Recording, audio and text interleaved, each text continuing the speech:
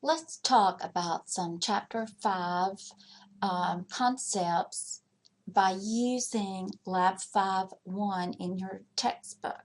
Okay, Lab 5.1 is labeled Stop and Analyze. It is at the end of your chapter.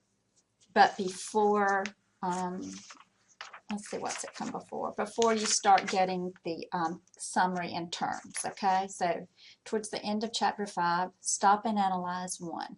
And I want to use this program. As you can see on my screen, I've already typed it in.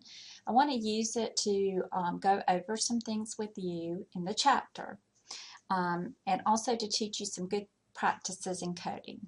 So if you look up at the top, we have include IOStream, and you should know by now, but if not, we're going to review it. So include IOStream simply means that the main program is to follow.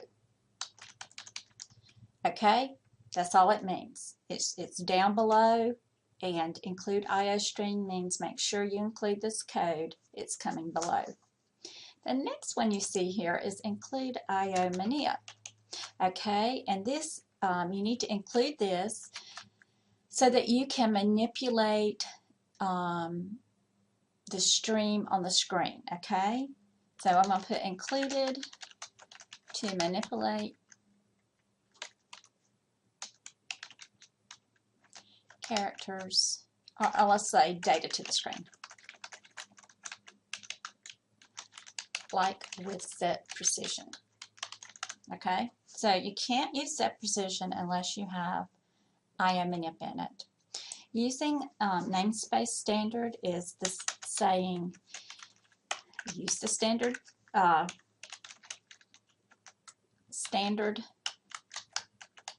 spaces for this program. That gets you all the standard libraries that you might need. Okay.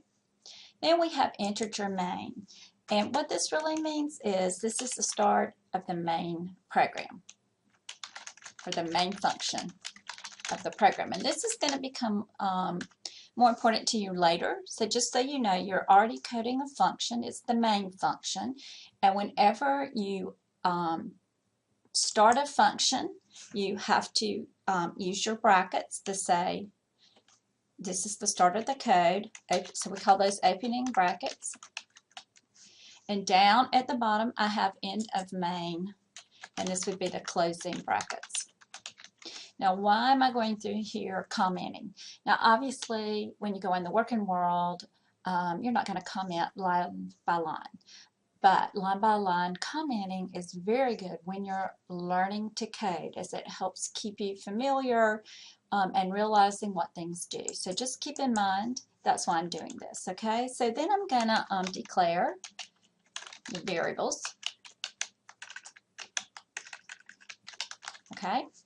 And then I'm going to come over here, and just based on what I'm seeing in the code, sales is entered.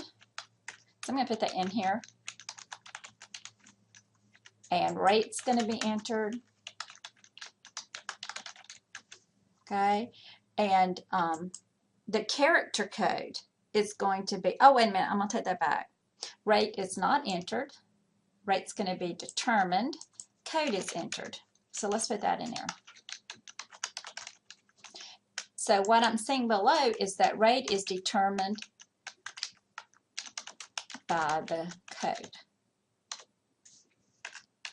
variable. I'm going to put variable so I don't confuse it with just programming code. All right, so then I come down and I'm getting in some data, right?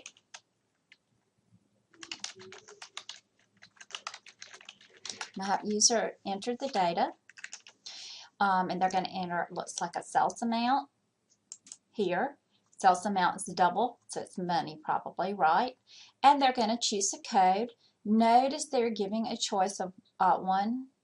Sorry, I've typed this in wrong, but they're 1, 2, 3, or 4. Now, in your coding now, we're not really checking for errors yet, but this would obviously in the future you would learn how to check to make sure they only entered 1, 2, 3, or 4. Notice that while they're entering a number, it's character variable. See, character code. So down here, 1, 2, 3, 4 is actually coming in as a character number, not as a number that you can do calculations with, okay? So then we come down here and we're going to determine the rate based on the code variable. Do you see that? So here's some things to pick up. Notice in an if statement, it does not end in a semicolon. And equal has double equals, okay? So you can't just come here and say code equal 1. You have to say code 2 equal signs so that it makes a comparison. If you use 1 equal sign, it means you're assigning a value to it, like you've done up here in declare variables. You've assigned the value 0.0 to the variable sales. But down here, you're doing a comparison. So I'm going to go here and put, for comparisons, you must use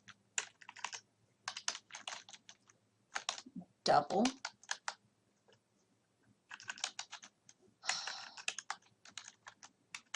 or like this, okay?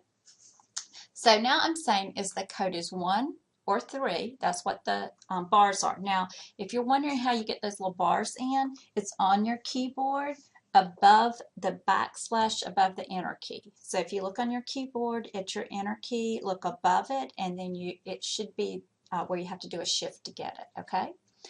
Also note, code is a variable character. That's why these are in quotes.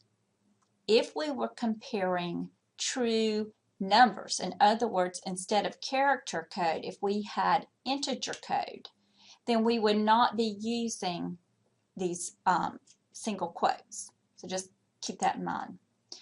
Based on this codes, I'm assigning a rate value, right? That's what the program says to do. Then it comes down here and we're going to calculate the projected sales, right? So we're going to take sales, and I'm going to insert here something they don't have. And the reason they don't have it is because in multiplication and division, or in mathematical properties is the correct way to say it, multiplication or division is always done before addition and subtraction.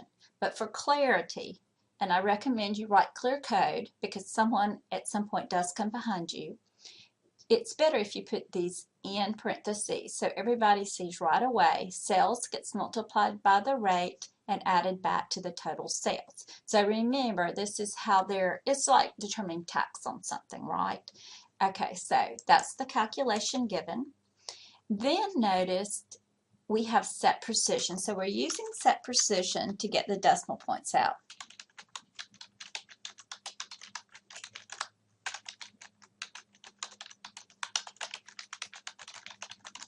Let me show you how this works, okay?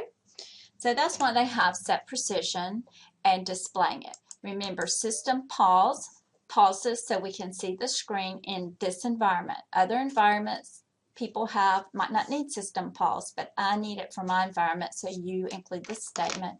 Return signals the end and tells the system that, hey, the program is finished, no problems were found, and then that closes the main brackets. So let's go through a process of save, build, and we're hoping down here we won't get any errors. Okay, that's good. So now let's start without debugging because I just want you to see. Okay, so we have sales. Let's see, we have sales of 1,000, right? What code? Now here's part of testing you need to know, right? So we know there can be 4 codes, so we need to do code 1. And we need to say, okay, does that seem right for code 1? So let's go over here. I'm trying to, I'm having trouble relocating screens today, so here we go.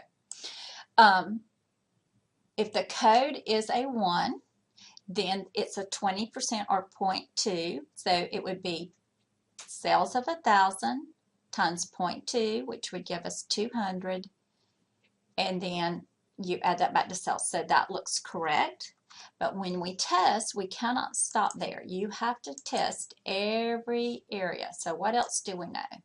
So let's come back over and enter 1,000.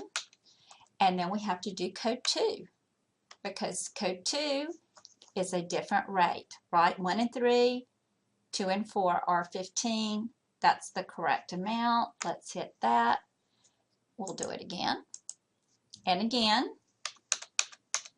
till we make sure we have tested every option. And that's the only way we can know that the program truly works correctly. All right, all of that seems to be correct, right? That's our only decision in here, is what type of code it is, right? And then we get out the answer. So far, that code looks correct. Now I'm going to stop the video here, and I'm going to do a part 2 because this one's is a little bit long.